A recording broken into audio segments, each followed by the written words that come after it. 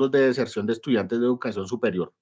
Y dentro de los objetivos específicos, pues fue diseñar y optimizar el esquema de datos relacionales SQL para asegurar el almacenamiento eficiente del volumen de datos de esas pruebas Saber 11, definiendo algunas estructuras de tablas e índices clave, implementar y ejecutar procesos de limpieza y transformación de los datos utilizando estas sentencias SQL para estandarizar formatos y manejar pues valores faltantes y asegurar la calidad de la información, más que todo sociodemográfica, cuantificar la influencia y el peso predictivo de los factores sociodemográficos, tales como edad, estrato, etcétera, y desarrollar y esquematizar el pipeline que ejecuta las predicciones del modelo y el almacenamiento de datos. Para eso, pues hicimos uso de la herramienta de Neon.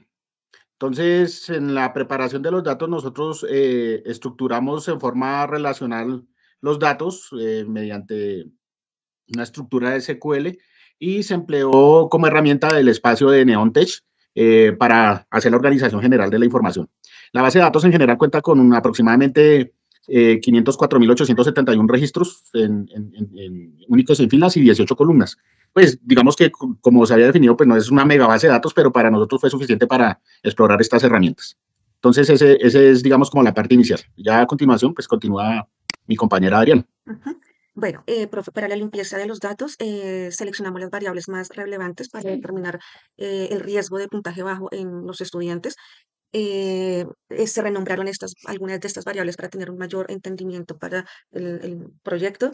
Se identificaron valores faltantes, para esto se eliminaron algunos valores en los casos en los que se representaban un porcentaje muy bajo. En otros casos se hizo un análisis de distribución, se calculó la media, la moda, y con estos datos de la moda se imputaron los datos. Habían unos casos en los que los puntajes de todas las áreas eran ceros, entonces esos datos los imputamos. También se realizó una transformación de los datos, se calculó la variable edad de los estudiantes, dado que la fecha de nacimiento no nos daba mayor información. Se imputaron los datos en donde las edades eran mayores a 100 y los menores a 14 se imputaron con la media, con la moda de estos datos. Y estos datos se almacenaron en otra tabla para tener pues una copia de las tablas y continuar con unos datos más limpios. Listo, ahora sí, ya mi compañero Luis nos va a explicar la parte de preprocesamiento. Listo, profe. Entonces, inicialmente, antes de proseguir con el entrenamiento, pues se preprocesaron los datos, ¿no? Utilizando OneHot Encoder y el Standard Scanner, perdón, para dejar ya nuestra tabla lista para poder hacer el modelamiento. Y seguidamente, que lo más dimos prioridad fue básicamente en crear un pipeline, que lo que hacía era entrenar nuestro modelo. Si quieres bajar un poco más, Darío, por favor. Que entrenaba nuestro modelo. En este caso, nuestro modelo escogido fue un modelo de clasificación.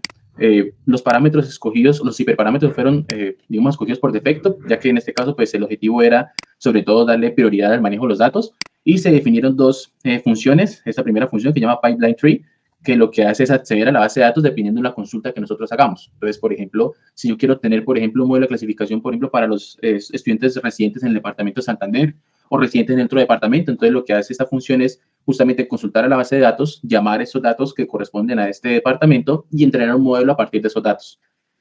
Seguidamente también esta función lo que hace es obtener las métricas y obtener algunos otros datos relevantes, como por ejemplo lo es la importancia de las variables que más, las variables que más tienen importancia para la clasificación y guardarlos en otra base de datos. Y una segunda función, que es esta función visualización, que lo que hace es ahora consultar esas otras nuevas tablas que guardamos, donde guardamos las métricas y guardamos estas variables de relevancia, para poder realizar, para poder imprimir, perdón, estos valores y realizar un gráfico que se puede ver un poco más abajo, perdón.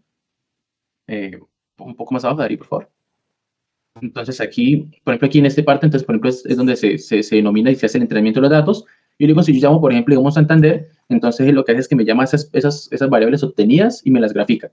Vale la pena resaltar que siempre que se hace un nuevo entrenamiento, por ejemplo, si yo llamo 3 veces Santander, él siempre me va a realizar el entrenamiento y en la base de datos él está guardando también la fecha de ejecución, ¿no? Justamente eso para poder mantener o tener un control sobre justamente cuántas veces entrena el modelo y en qué ocasiones ha entrenado, para poder también tener, por ejemplo, un seguimiento de cuándo fue su último entrenamiento y cuál de esos fue el mejor. Y esto pues para mejorar a la hora de hacer las consultas sobre esta base de datos, ¿no?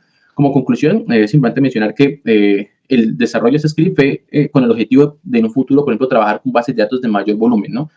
En este caso, digamos que la base de datos no tiene un volumen grande, muy grande, digamos, sobre todo en el sentido del Big Data, pero fue justamente para poder explorar las herramientas y poder justamente desarrollar el programa. Pero el objetivo es trabajar con bases de datos, como por ejemplo hemos encontrado varias en las que se almacenan fácilmente 3 millones de datos o incluso más, donde recopilan información de resultados Saber Pro, por ejemplo, no solamente de un año, sino de una secuencia de años, por ejemplo, desde el 2010 hasta el 2020, por ejemplo.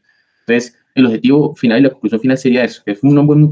Encontramos que la herramienta de Neon era una buena herramienta para manejar ese tipo de datos, ese tipo de información, y además de eso, que particularmente algo que yo noté, era que era mucho más eficiente a la hora, digamos, de los tiempos de procesamiento, digamos, para, en lugar de hacerlo, por ejemplo, digamos, con la herramienta típica, digamos, como es Pandas o bueno, lo demás.